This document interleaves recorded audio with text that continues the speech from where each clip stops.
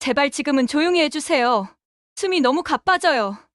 이 정도 진통으로 호들갑이야? 우리 때는 다 참고 나았다니까. 어머니 말 좀 들어.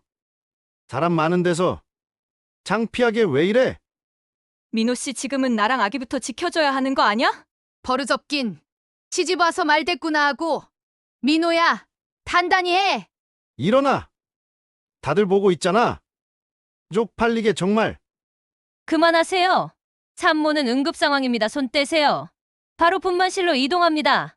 안녕하세요. 채널 편지의 다마입니다. 오늘 여러분께 들려드릴 이야기는 정말 충격적이면서도 분노가 치밀어 오르는 사연입니다. 한 여성이 새 생명을 세상에 내놓는 가장 신성하고 고통스러운 순간에 그 누구보다 곁에서 지켜주고 응원해줘야 할 사람들로부터 받은 믿을 수 없는 폭력과 학대에 관한 이야기입니다. 임신과 출산. 이것은 여성만이 경험할 수 있는 신비롭고도 고통스러운 과정입니다. 옛날 어르신들께서 아이 낳는 게 저승문 턱을 넘는 것이라고 하셨던 말씀, 결코 과장이 아니죠. 그런데 그 고통의 순간에 남편과 시어머니로부터 폭행을 당했다면 여러분은 어떻게 하시겠습니까? 오늘의 주인공 김수진 씨의 이야기를 들으시면 분명 마음이 무거워지실 겁니다. 이 이야기는 단순히 한 여성이 당한 고통에 관한 것만이 아니라 결국 정의가 승리하고 악행에는 반드시 대가가 따른다는 교훈을 담고 있기 때문입니다. 구독, 좋아요 눌러주시고 끝까지 시청해주세요. 경기도 수원시에 사는 김수진 씨는 올해 32살입니다. 수진 씨는 지역의 한 초등학교에서 아이들을 가르치는 교사였습니다. 아이들을 사랑하는 마음이 누구보다 큰 수진 씨는 항상 밝고 긍정적인 성격으로 주변 사람들에게 사랑받는 사람이었죠. 수진 씨는 3년 전 친구의 소개로 박민호 씨를 만났습니다. 민호 씨는 당시 32살로 중견 건설회사에서 대리로 근무하던 성실한 직장인이었습니다. 키가 크고 인상이 부드러운 민호 씨는 첫 만남부터 수진 씨에게 좋은 인상을 주었습니다. 데이트할 때도 항상 배려심이 깊었고 수진 씨가 힘들어하면 먼저 알아채고 위로해주는 그런 사람이었습니다. 1년간의 연애 끝에 두 사람은 결혼을 약속했고 양가 부모님의 축복 속에 결혼식을 올렸습니다. 수진 씨의 부모님은 경기도 화성시에서 작은 반찬 가게를 운영하시는 평범한 분이셨습니다. 특히 어머니 이연주 씨는 딸이 좋은 사람 만나 행복하게 사는 것이 소원이었다고 합니다. 결혼 초기에는 모든 것이 순조로웠습니다. 민호 씨는 회사에서 성실하게 일했고 수진 씨는 학교에서 아이들을 가르치며 보람찬 나날을 보냈습니다. 두 사람은 수원시의 한 아파트에 신혼집을 마련했고 행복한 신혼생활을 시작했죠. 하지만 문제는 시어머니였습니다. 박정숙 씨, 당시 60살이었던 시어머니는 은행원 출신으로 남들이 부러워할 만큼 좋은 직장에서 오랫동안 근무하다 정년퇴직을 하신 분이었습니다. 서울 강북구에 혼자 사시던 시어머니는 아들 내외가 수원으로 이사한 지 6개월 만에 갑자기 결정을 내렸습니다. 상의도 없이 며느리의 의견도 묻지 않고 같은 아파트 단지 안에 집을 구입한 것이었습니다. 수진 씨는 그 소식을 듣고 깜짝 놀랐습니다. 시어머니와 같은 아파트 단지에 산다는 것은 엄청난 부담이었기 때문입니다. 남편에게 조심스럽게 말했지만 민호 씨는 어머니가 외로우시니 이해해달라는 말만 반복했습니다. 결국 시어머니는 같은 아파트 단지 내 다른 동으로 이사를 왔습니다. 그리고 그때부터 수진 씨의 고통스러운 시집살이가 시작되었습니다. 시어머니 박정숙 씨는 며느리인 수진 씨를 처음부터 곱게 보지 않았습니다. 은행원 출신으로 자부심이 강했던 시어머니는 반찬 가게를 운영하는 집안의 딸과 결혼한 아들이 못마땅했던 것이죠. 친척들 앞에서도 공공연하게 수진 씨의 집안을 무시하는 발언을 서슴지 않았습니다. 수진 씨는 그런 말을 전해 들을 때마다 가슴이 찢어지는 것 같았지만 참고 또 참았습니다. 남편을 사랑했고 시간이 지나면 시어머니의 마음도 풀릴 거라고 믿었기 때문입니다. 하지만 시어머니의 간섭은 날이 갈수록 심해졌습니다. 시어머니는 거의 매일 수진 씨의 집에 들렀습니다. 초인종을 누르는 것도 아니고 미리 연락하는 것도 아니었습니다. 비밀번호를 알아낸 시어머니는 마치 자기 집처럼 드나들며 며느리의 살림살이를 간섭했습니다. 저녁 메뉴부터 시작해서 빨래하는 방법, 청소하는 방법, 심지어 수진 씨가 입는 옷까지 하나하나 간섭하고 지적했습니다. 수진 씨가 학교에서 돌아와 피곤해하면 게으르다고 나무랐고 집안일을 하면 제대로 하지 못한다고 핀잔을 주었습니다. 더 힘든 것은 남편의 태도였습니다. 수진 씨가 힘들다고 시어머니가 너무 자주 오신다고 조심스럽게 말하면 민호 씨는 어머니를 이해하라는 말만 반복했습니다. 어머니가 외로워서 그런다는 것이었습니다. 평소에는 다정했던 남편이 어머니 앞에만 서면 완전히 다른 사람이 되었습니다. 아내를 보호하기는커녕 어머니 편에 서서 아내를 다그쳤죠. 수진 씨는 그런 남편이 실망스러웠지만 그래도 참았습니다. 결혼 생활이 원래 이런 것이라고 조금만 더 참으면 나아지겠지 하고 스스로를 다독였습니다. 그러던 중 결혼 2년 차가 되던 해 수진 씨에게 기쁜 소식이 찾아왔습니다. 임신이었습니다.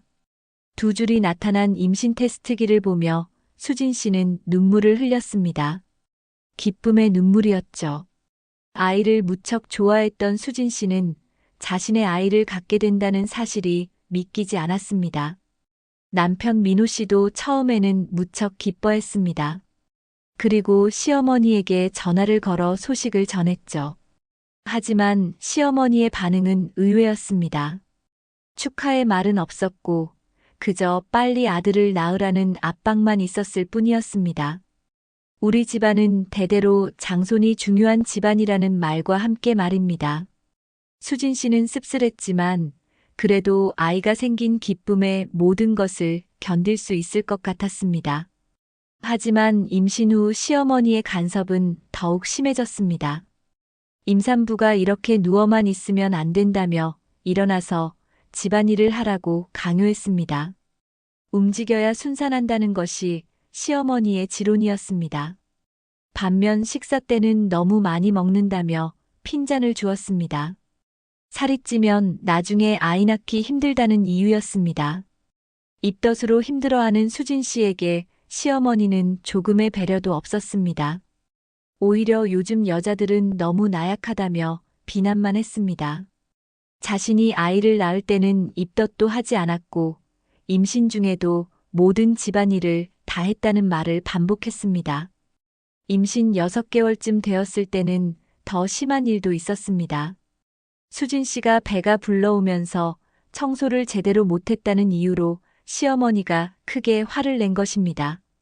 임신했다고 게을러지면 안 된다며 목소리를 높였고 옛날에는 임신했어도 밭일까지 다 했다는 말을 되풀이했습니다.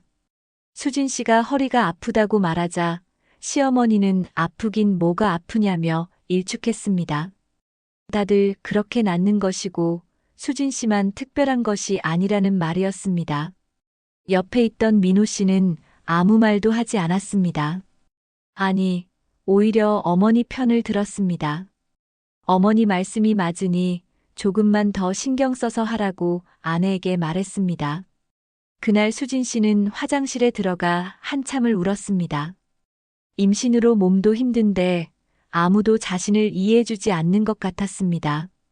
임신 8개월이 되자 배가 많이 불러왔고 수진 씨는 출산 휴가에 들어갔습니다. 학교에서는 동료 교사들이 따뜻하게 배려해줬고 아이들도 선생님의 큰 배를 보며 축하해줬습니다. 그런 따뜻함이 수진 씨에게는 큰 위안이 되었죠. 하지만 집에 돌아오면 다시 지옥 같은 현실이었습니다. 시어머니는 거의 매일 와서 이것저것 간섭했고 남편은 퇴근하면 피곤하다며 방에만 들어가 있었습니다. 임신 중에는 남편의 지지가 정말 중요한데 민호 씨는 전혀 그렇지 않았습니다. 수진 씨가 힘들다고 하면 누구나 다 겪는 일이라며 대수롭지 않게 넘겼고 오히려 어머니 심부름을 하라고 수진 씨에게 시키기도 했습니다. 임신 기간 내내 수진 씨는 홀로 싸워야 했습니다. 임신 39주째 되던 날이었습니다. 2024년 11월 중순, 날씨가 제법 쌀쌀해진 어느 날 밤이었죠. 저녁 9시쯤 수진 씨는 갑자기 아랫배에 묵직한 통증을 느꼈습니다. 처음에는 또 가진통이겠지 하고 대수롭지 않게 생각했습니다. 하지만 시간이 지나면서 통증의 간격이 점점 짧아졌습니다. 10분 간격, 7분 간격, 5분 간격으로 말입니다. 수진 씨가 진통이 시작된 것 같다고 말하자 민호 씨는 놀라서 서둘러 가방을 챙기기 시작했습니다. 그리고 어머니에게 전화를 걸었습니다. 전화를 받은 시어머니는 자신도 함께 가겠다고 했습니다. 민호 씨가 괜찮다고 말했지만 시어머니는 첫 출산인데 자신이 가야 한다며 일방적으로 전화를 끊었습니다. 수진 씨는 시어머니까지 오신다는 말에 한숨이 나왔지만 진통 때문에 뭐라 말할 겨를이 없었습니다. 15분 후 시어머니 박정숙 씨가 도착했습니다. 평상복 차림에 머리도 제대로 정리하지 않은 채였지만 표정만은 단호했습니다. 시어머니는 진통으로 얼굴을 찌푸린 수진 씨를 보더니 아직 여유 있다고 말했습니다. 자신이 아이를 낳을 때는 진통이 이 정도가 아니었다는 말과 함께였습니다. 수진 씨는 대답할 힘도 없었습니다. 그저 배를 잡고 통증을 참을 뿐이었죠. 세 사람은 차에 탔습니다. 민호 씨가 운전하고 뒷좌석에는 수진 씨와 시어머니가 앉았습니다. 병원까지는 차로 20분 거리였습니다. 차 안에서도 진통은 계속되었습니다. 수진 씨는 진통이 올 때마다 신음했습니다. 그럴 때마다 시어머니는 한마디씩 했습니다. 아직 멀었는데 뭘 그렇게 아파하냐고, 진짜 진통은 이런 게 아니라고, 요즘 여자들은 왜 이렇게 나약한지 모르겠다고 말입니다. 수진 씨는 너무나 힘들었지만 대꾸할 기력이 없었습니다. 그저 빨리 병원에 도착하기만을 바랄 뿐이었죠. 드디어 병원에 도착했습니다. 수원시의 한 큰 산부인과 병원이었습니다. 민호 씨가 휠체어를 가져왔고 수진 씨는 휠체어에 앉아 응급실로 향했습니다. 의사가 내진을 해보더니 지금 자궁경부가 5cm 정도 열렸다고 말했습니다. 입원해야 하고 아마 오늘 밤이나 내일 새벽에는 출산할 것 같다는 설명이었습니다. 수진 씨는 안도의 한숨을 쉬었습니다. 드디어 아기를 만날 수 있다는 생각에 진통의 고통도 조금은 견딜만 했습니다. 입원 수속을 마치고 수진 씨는 분만 대기실로 옮겨졌습니다. 진통의 간격은 점점 더 짧아졌고 강도도 세졌습니다. 분만 대기실에는 수진 씨 외에도 2명의 산모가 더 있었습니다. 모두들 진통으로 힘들어하고 있었고 가족들이 옆에서 부축하고 있었죠. 수진 씨 옆에는 남편 민호 씨와 시어머니가 함께 있었습니다. 시간은 밤 11시를 넘어가고 있었습니다. 진통이 올 때마다 수진 씨는 침대 난간을 꽉 잡았습니다. 땀이 얼굴과 목덜미를 타고 흘렀고 숨을 제대로 쉬기조차 힘들었습니다. 수진 씨의 신음소리가 대기실에 울렸고 간호사가 옆에서 호흡법을 알려주며 도와주었습니다. 하지만 시어머니는 그런 수진 씨를 보며 혀를 찼습니다. 아직 시작도 안 했는데 벌써 저 난리라며 진짜 진통은 이런 게 아니라고 중얼거렸습니다. 수진 씨는 시어머니의 말을 듣고도 반응할 여력이 없었습니다. 그저 고통을 참는 데 집중할 뿐이었죠. 새벽 1시쯤 진통의 간격이 2-3분으로 줄어들었습니다. 의사가 다시 확인해 보더니 이제 거의 다 됐으니 곧 분만실로 들어가야 할 것 같다고 말했습니다. 그 말을 들은 수진 씨는 안도했지만 동시에 두려웠습니다. 이제 정말 아기를 낳아야 한다는 실감이 났기 때문이죠. 분만실로 가기 전 수진 씨는 화장실에 가고 싶었습니다. 간호사에게 말하니 지금은 움직이지 않는 게 좋겠다고 했지만 수진 씨는 꼭 가야겠다고 했습니다. 민호 씨가 부축해서 화장실까지 갔습니다. 하지만 화장실 문 앞에서 또다시 강한 진통이 왔습니다. 수진 씨는 비명을 질렀습니다. 너무나 고통스러웠기 때문입니다. 다리에 힘이 풀리면서 그대로 바닥에 주저앉고 말았습니다. 복도에서 기다리던 시어머니가 황급히 달려왔습니다. 하지만 시어머니의 목소리는 걱정이 아니라 짜증이 섞여 있었습니다. 왜 여기서 주저앉느냐며 창피하게 왜 이러냐며 수진 씨를 나무랐습니다. 수진 씨가 너무 아프다고 간신히 말했지만 시어머니는 계속 핀잔을 주었습니다. 자신도 아이 셋을 낳았는데 그때는 이런 좋은 병원도 없었다고, 그래도 다들 잘만 낳았다고 말했습니다. 주변의 다른 환자 가족들과 간호사들이 쳐다보기 시작했습니다. 수진 씨는 제발 조용히 좀 해달라고 간신히 말했습니다. 하지만 시어머니는 오히려 화를 냈습니다. 시어머니한테 조용히 하라는 게 말이 되느냐며 목소리를 높였습니다. 시어머니는 주저앉은 수진 씨의 팔을 잡아당겼습니다. 빨리 일어나라고, 다른 사람들이 다 보고 있다며 다그쳤습니다. 하지만 진통 중이던 수진 씨는 일어날 수가 없었습니다. 그때 옆에 있던 민호 씨가 드디어 입을 열었습니다. 하지만 그의 말은 아내를 향한 것이었습니다. 어머니 말씀을 들으라고, 좀 참아보라고, 다른 사람들도 다 보고 있다고 말했습니다. 수진 씨는 믿을 수 없었습니다.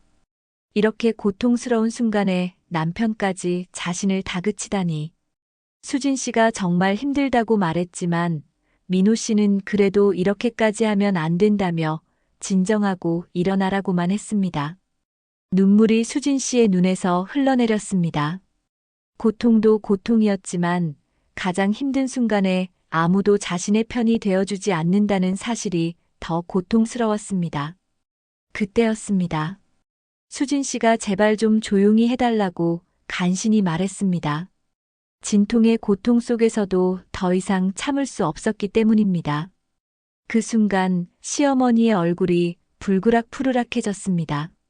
지금 시어머니한테 조용히 하라는 게 말이 되느냐며 이 버릇 없는 것이라며 소리쳤습니다. 그리고 민호 씨를 향해 내 마누라 교육이 이게 뭐냐고 따졌습니다.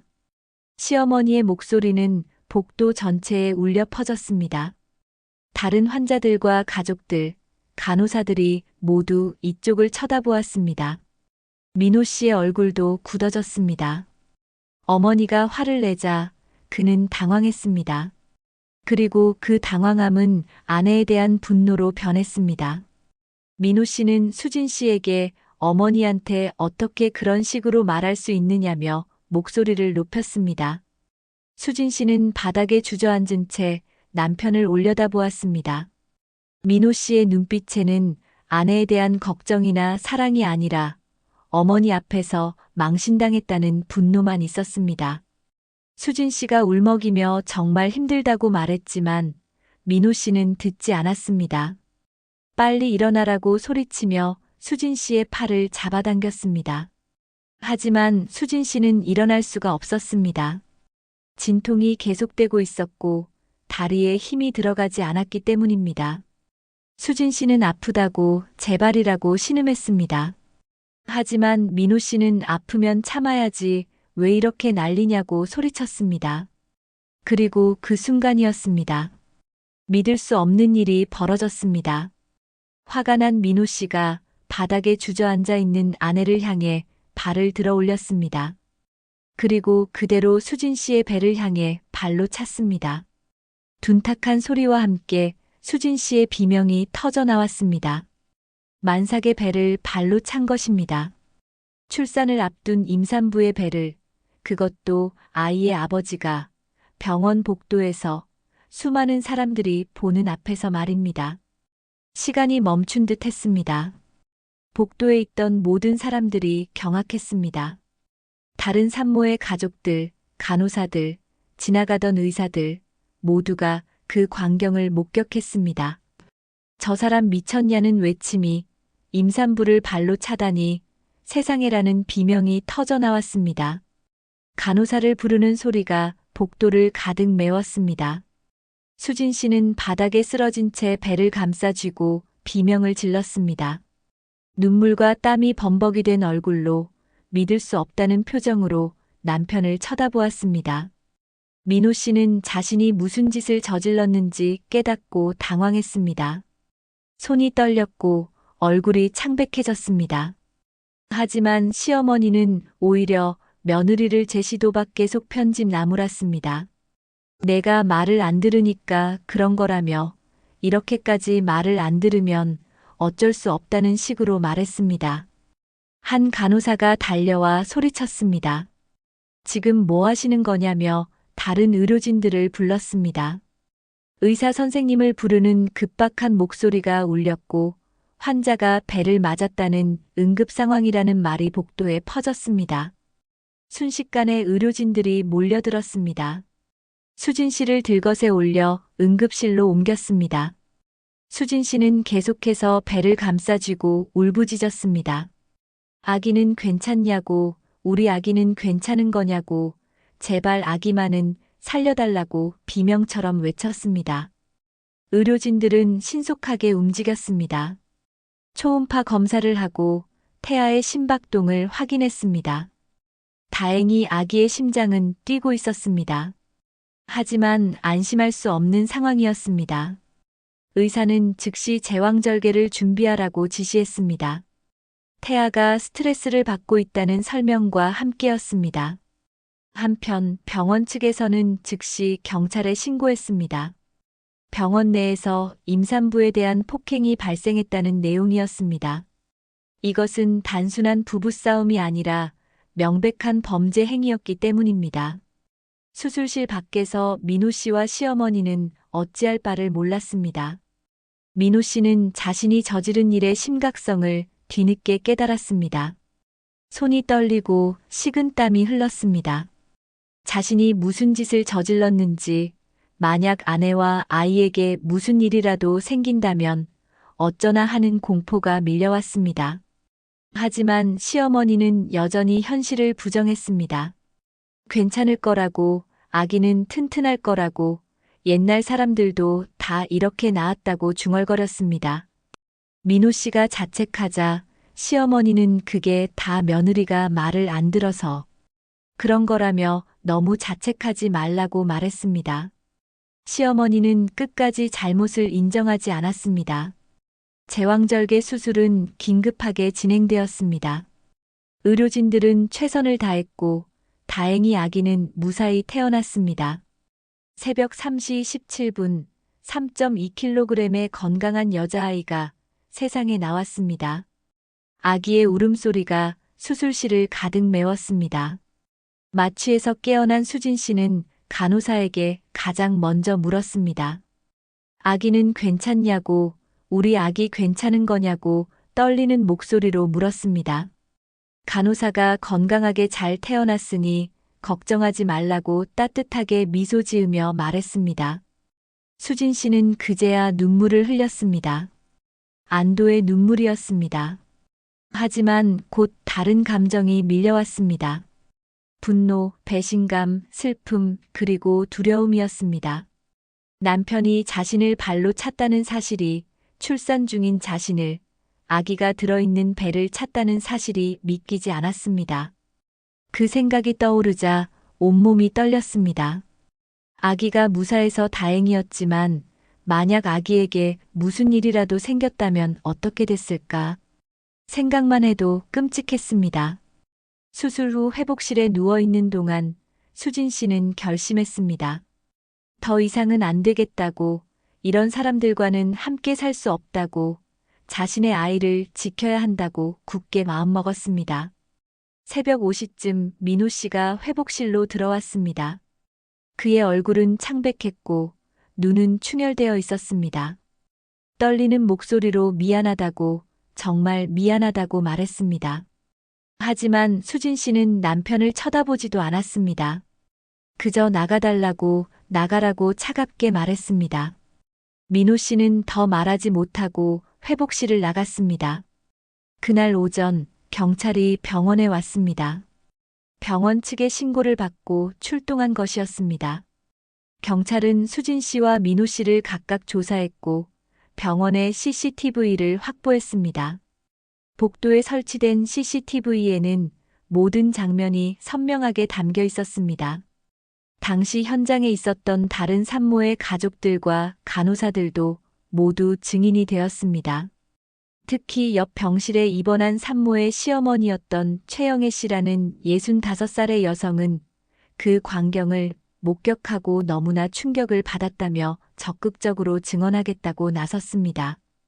최영애 씨는 경찰에게 똑똑히 봤다고 말했습니다. 저 남자가 바닥에 앉아있는 부인의 배를 발로 찼다고 만삭인 임산부를 말이라고 증언했습니다. 그것도 시어머니라는 사람은 옆에서 며느리를 나무라기만 했다고 평생 살면서 그런 끔찍한 장면은 처음 봤다고 말했습니다. 민호 씨는 상해죄로 입건되었습니다.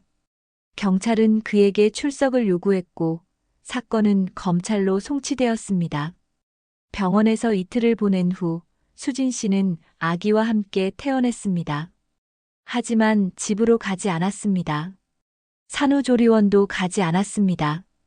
수진 씨가 간 곳은 친정이었습니다. 화성시에 있는 친정집. 어머니 이연주 씨는 딸과 손녀를 반갑게 맞이했습니다. 하지만 딸의 표정이 심상치 않다는 것을 금방 알아챘습니다. 어머니가 무슨 일이 있냐고 물었고 수진 씨는 그동안 참았던 눈물을 터뜨렸습니다. 그리고 병원에서 있었던 일을 모두 이야기했습니다. 어머니는 듣는 내내 입을 다물지 못했습니다. 분노와 슬픔이 교차했습니다. 어떻게 남편이라는 사람이 그런 짓을 할 수 있느냐며 분노했습니다. 수진 씨는 단호하게 말했습니다. 이혼할 거라고, 더 이상 그 사람들하고는 못 산다고 말했습니다. 어머니는 딸을 꽉 안아주며 도와주겠다고, 내 편이 되어주겠다고 약속했습니다. 친정에서 산후조리를 시작한 수진 씨는 동시에 법적 대응을 준비했습니다. 어머니의 도움으로 평판이 좋은 변호사를 선임했습니다. 변호사는 40대 중반의 여성 변호사였는데 가정폭력과 이혼 소송 전문가였습니다. 변호사는 상황이 명확하다고 말했습니다. 병원 CCTV도 있고 목격자들도 많고 의료 기록도 다 있다고, 이것은 명백한 폭행 사건이라고 자신 있게 설명했습니다. 수진 씨는 변호사와 함께 소송 전략을 세웠습니다.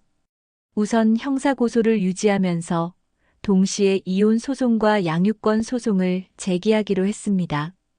요구사항은 명확했습니다. 첫째, 아이의 단독 양육권. 둘째, 위자료 5천만 원. 셋째, 양육비 매달 150만 원, 아이가 성인이 될 때까지. 이것이 수진 씨의 요구였습니다. 한편 민호 씨 측에서는 계속해서 용서를 구했습니다.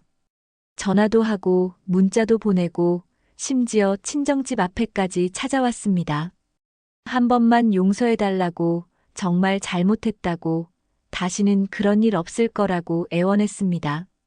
하지만 수진 씨는 단호했습니다. 용서는 없다고, 변호사를 통해서만 연락하라고 말했습니다. 시어머니 박정숙 씨도 몇 번 찾아왔습니다. 하지만 그녀의 태도는 여전히 변하지 않았습니다. 이게 뭐 하는 짓이냐고, 부부싸움이 칼로 물베기인데 이렇게까지 할 일이냐고 말했습니다. 수진 씨는 단호하게 대답했습니다. 부부싸움이 아니라 폭행이라고, 그것도 만삭인 임산부에게 가한 폭행이라고 말했습니다. 시어머니가 아이 아빠인데 이혼까지 하려고 하느냐며 아이는 어떡하느냐고 묻자 수진 씨는 자신이 키울 거라고, 이제 가달라고 말했습니다. 수진 씨는 시어머니를 집안에 들이지도 않았습니다. 형사 사건은 빠르게 진행되었습니다. 검찰은 민호 씨를 상해죄로 기소했고 재판이 시작되었습니다. 첫 재판일 법정에는 수진 씨와 변호사, 그리고 민호 씨와 그의 변호사가 출석했습니다. 방청석에는 언론 기자들도 몇 명 와 있었습니다. 임산부 폭행 사건이라는 자극적인 내용 때문에 언론의 관심도 있었던 것이죠. 재판장이 민호 씨에게 공소 사실을 인정하는지 물었습니다. 민호 씨는 고개를 숙인 채 인정한다고 대답했습니다. 재판장이 어떻게 만삭인 부인을 폭행할 생각을 했느냐고 묻자 민호 씨는 죄송하다며 순간적으로 화를 참지 못했다고 대답했습니다. 재판장의 표정이 굳어졌습니다. 검사가 증거들을 제출했습니다.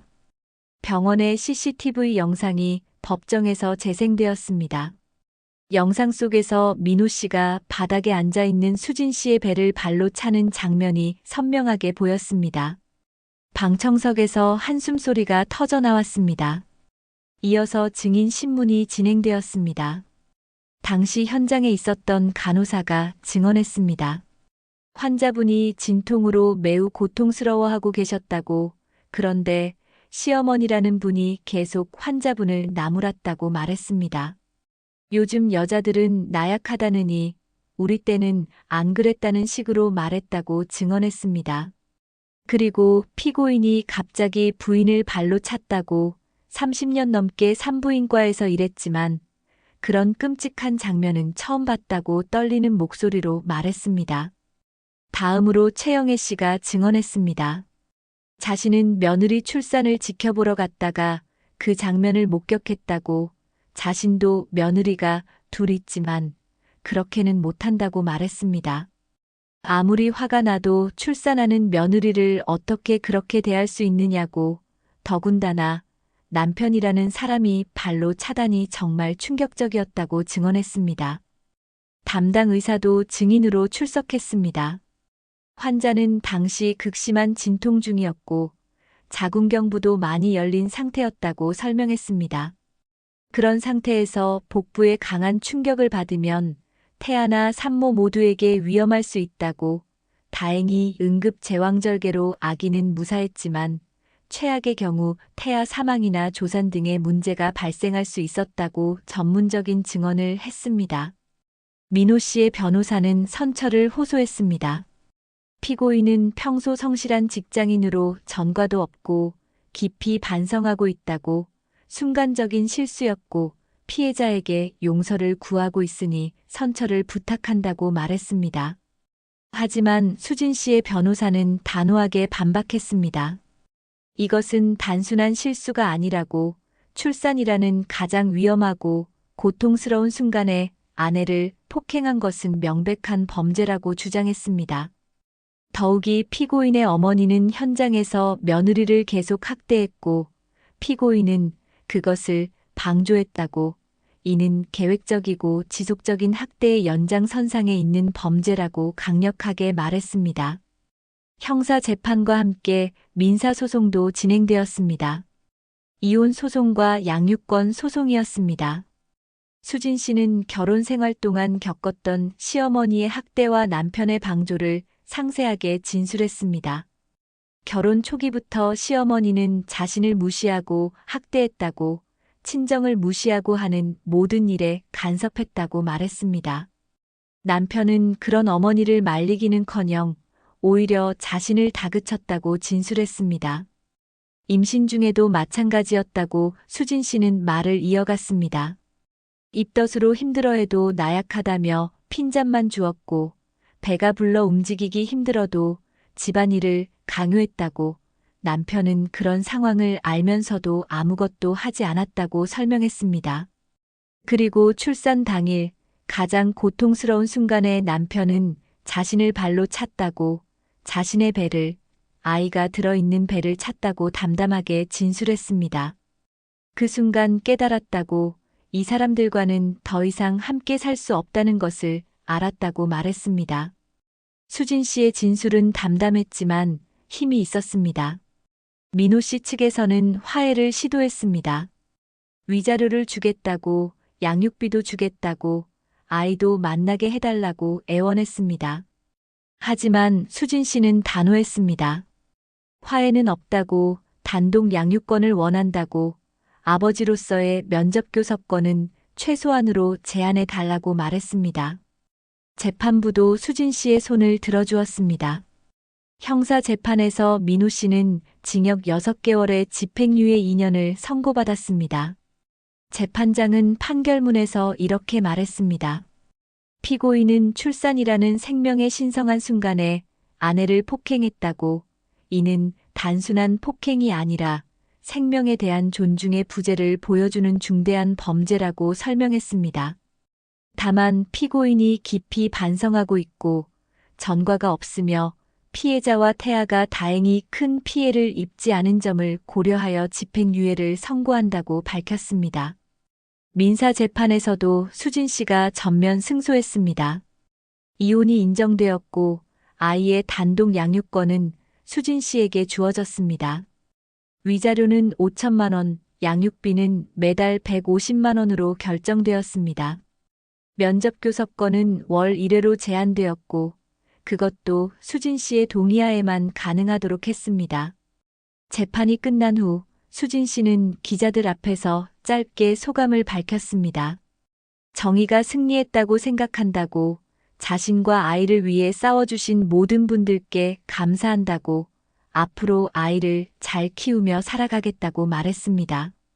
그런데 재판이 끝난 것이 민호 씨와 시어머니에게는 고통의 끝이 아니었습니다. 오히려 시작이었습니다. 이 사건은 언론에 대서특필되었습니다. 만삭 아내 폭행한 남편 집행유예라는 제목, 출산 중인 며느리 학대한 시어머니 사회적 논란이라는 제목, 임산부 폭행 사건 가정폭력의 심각성 보여준다는 제목의 기사들이 쏟아졌습니다. 각종 뉴스와 포털 사이트에 기사가 넘쳐났습니다. 물론 실명은 공개되지 않았지만 지역 사회에서는 소문이 빠르게 퍼졌습니다. 민호 씨가 다니던 건설회사에서도 이 소식을 알게 되었습니다. 회사 내부에서 논란이 일었습니다. 저런 사람이 우리 회사에 있어도 되는 건지, 임산부를 폭행하다니 인성에 문제가 있는 게 아닌지 수군거림이 퍼졌습니다. 결국 민호 씨는 승진해서 누락되었습니다.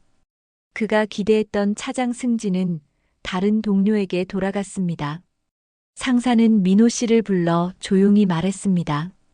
회사 이미지상 당분간은 힘들 것 같다고, 미안하지만 이해해달라고 말했습니다. 민호 씨는 아무 말도 할 수 없었습니다. 자신이 저지른 일의 대가였기 때문입니다. 회사 생활은 점점 힘들어졌습니다. 동료들의 시선이 달라졌고 프로젝트에서도 배제되기 시작했습니다. 결국 민호 씨는 6개월 후 회사를 그만두었습니다. 스스로 사표를 낸 것이었습니다. 한편 시어머니 박정숙 씨도 고통을 겪었습니다. 같은 아파트 단지에 사는 주민들 사이에서 소문이 퍼졌습니다. 1305동에 사는 그 할머니가 며느리 출산할 때 학대했다는 이야기, 아들이 며느리 폭행한 사건의 당사자라는 이야기가 돌았습니다. 슈퍼마켓에 가도 산책을 나가도 사람들의 수군거림이 들렸습니다. 박정숙 씨는 그것을 견딜 수 없었습니다. 평소 자주 가던 경로당에서도 분위기가 달라졌습니다. 누군가 며느리는 잘 지내냐고 물어보면 다른 어르신들이 수군거렸습니다. 며느리한테 그렇게 하면 안 되지. 요즘 세상에 그런 시어머니가 어디 있느냐는 이야기들이 오갔습니다. 박정숙 씨는 결국 경로당에도 나가지 않게 되었습니다. 집에만 틀어박혀 지냈습니다. 아파트 주민들과의 관계도 단절되었습니다. 엘리베이터에서 마주치면 사람들이 피했습니다. 박정숙 씨는 완전히 고립되었습니다. 며칠에 한 번씩 민호 씨가 어머니를 찾아왔습니다.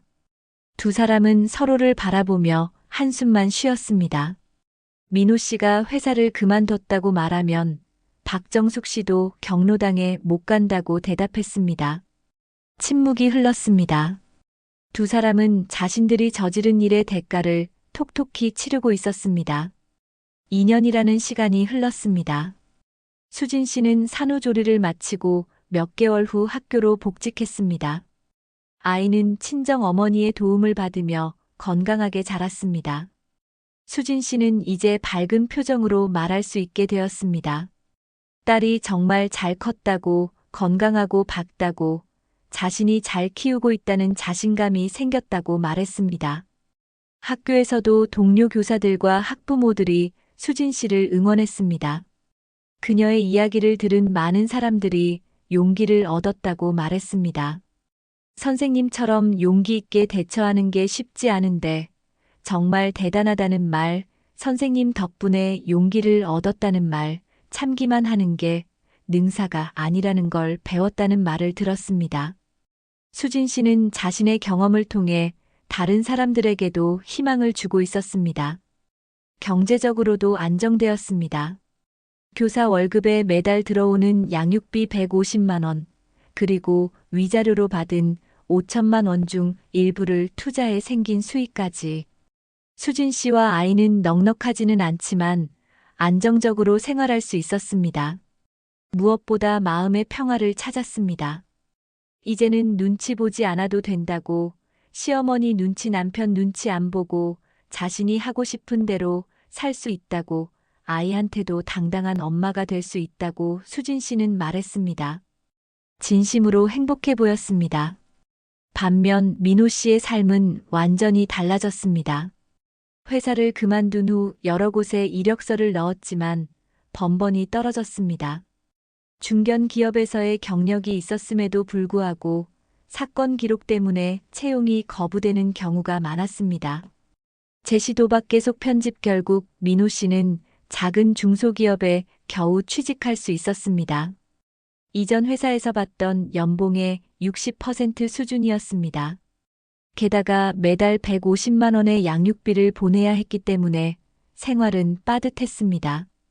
혼자 사는 원룸에서 컵라면으로 끼니를 때우는 날이 많았습니다. 친구들과의 연락도 끊겼습니다. 모임에 나가면 사람들이 수군거리는 것 같아 스스로 나가지 않게 되었기 때문입니다. 민호 씨는 매일 밤 후회했습니다. 자신이 정말 바보 같은 짓을 했다고, 어떻게 그런 끔찍한 짓을 할 수 있었는지 스스로도 이해할 수 없다고 자책했습니다. 하지만 이미 엎질러진 물이었습니다. 월 1회 허용된 면접 교섭권도 제대로 행사하지 못했습니다. 처음 몇 번은 딸을 만나러 갔지만 딸이 자신을 낯설어하는 것을 보며 마음이 너무 아팠습니다. 민호 씨가 아빠라고 말해도 아이는 쳐다보지도 않았습니다. 수진 씨의 품에 파묻혀 울기만 했습니다. 민호 씨는 그런 딸을 보며 눈물을 흘렸습니다. 그 이후로 민호 씨는 딸을 만나러 가는 횟수가 점점 줄어들었습니다. 딸에게 낯선 사람 취급받는 것이, 전 부인의 차가운 시선을 받는 것이 너무 고통스러웠기 때문입니다. 시어머니 박정숙 씨의 상황은 더 나빴습니다. 아파트에서 완전히 고립된 박정숙 씨는 우울증에 시달렸습니다. 병원에 가서 상담을 받고 약도 처방받았지만 쉽게 나아지지 않았습니다. 자신이 뭘 잘못한 건지 이해할 수 없다고, 며느리 잘 되라고 한 건데 왜 이렇게 됐는지 모르겠다고 중얼거렸습니다. 박정숙 씨는 여전히 자신의 잘못을 제대로 인정하지 못했습니다. 하지만 주변 사람들은 모두 그녀를 외면했습니다. 은행 동창 모임에서도 소문이 퍼졌습니다. 박정숙이 며느리한테 그렇게 했다는 이야기, 평소에 그렇게 자랑하더니 결국 손주도 못 보게 됐다는 이야기가 돌았습니다. 박정숙 씨는 동창 모임에도 나가지 않게 되었습니다. 아파트를 팔고 다른 곳으로 이사를 가려고도 생각해봤지만 나이도 있고 혼자 새로운 곳에서 시작하기가 두려워 그러지도 못했습니다. 결국 박정숙 씨는 좁은 아파트에 틀어박혀 TV만 보며 하루하루를 보냈습니다. 가끔 민호 씨가 찾아와 말동무가 되어주는 것이 유일한 위안이었습니다. 밥은 먹었냐고 묻고 손주는 보고 싶지 않냐고 묻고 미안하다고 말하는 것이 두 사람의 대화의 전부였습니다. 두 사람은 서로를 바라보며 눈물을 흘렸습니다. 하지만 그 어떤 눈물도 과거를 되돌릴 수는 없었습니다. 여러분, 오늘 이야기가 조금 길었습니다. 김수진 씨의 이야기는 우리에게 많은 것을 생각하게 합니다. 가정폭력은 절대 용납될 수 없으며 어떤 이유로도 정당화될 수 없습니다. 특히 생명을 품고 있는 임산부에게 가해진 폭력은 더욱 용서받을 수 없는 범죄입니다. 시어머니와 며느리의 관계도 이제는 달라져야 합니다. 며느리도 한 인격체로서 존중받아야 하며 시어머니의 역할은 지배가 아닌 배려여야 합니다. 그리고 남편은 아내와 어머니 사이에서 중립을 지키는 것이 아니라 아내를 지키는 방패가 되어야 합니다. 수진 씨는 용기를 냈고 그 결과 자신과 아이를 지킬 수 있었습니다. 지금 이 순간에도 비슷한 고통을 겪고 계신 분들이 계실 것입니다. 그분들께 말씀드리고 싶습니다. 당신은 혼자가 아니며 당신에게는 행복할 권리가 있습니다. 필요하다면 도움을 요청하세요. 법은 당신의 편입니다. 그리고 시어머니가 되실 분들, 남편이 되실 분들께도 말씀드립니다. 며느리를, 아내를 한 인격체로 존중해 주세요. 특히 임신과 출산의 시기에는 더욱 세심한 배려가 필요합니다. 우리 때는 이랬다는 말보다 지금 많이 힘들지, 내가 도와줄게라는 말 한마디가 훨씬 더 큰 힘이 됩니다. 잘못된 것에 맞서 용기 있게 싸우면 정의는 승리합니다. 반면 악행에는 반드시 대가가 따릅니다. 이것이 세상의 이치입니다. 오늘 이야기가 여러분께 작은 깨달음이 되었기를 바랍니다. 우리 모두가 조금씩만 서로를 존중하고 배려한다면 이런 비극은 일어나지 않을 것입니다. 긴 이야기 끝까지 들어주셔서 정말 감사합니다. 다음에도 여러분께 의미 있는 이야기로 찾아뵙겠습니다. 여러분 모두 건강하시고 행복하시기를 바랍니다. 감사합니다.